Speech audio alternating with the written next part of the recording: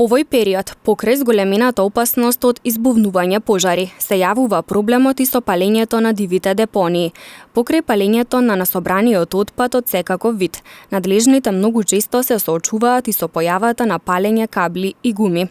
Со палењето на дивите депонии се загадува воздухот и се нанесува директна штета врз животната средина. Има една појава, значи еден феномен низ полошкото поле, кај што порано не сме научени ние тоа да го видиме. Сега во задни време имат појавено, значи се формираат мали диви депонии, каде што после формирањето на овие диви депонии и ги палат.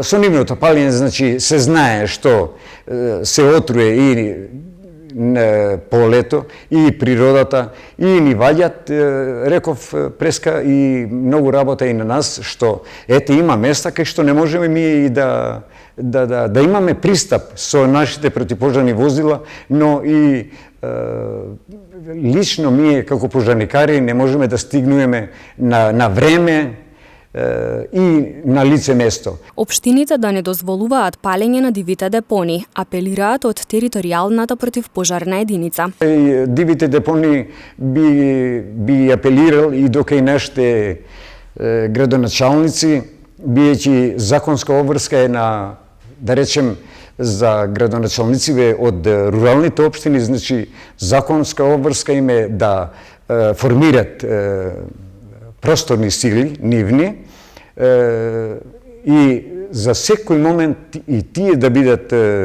во готов, што се вика во готовс, да излегуваат и да гасат такви пожари на овие депонии. Инаку депонирањето на смет со што се загадува животната средина, но и палењето на депониите се смета како кривично дело и се казнува со закон.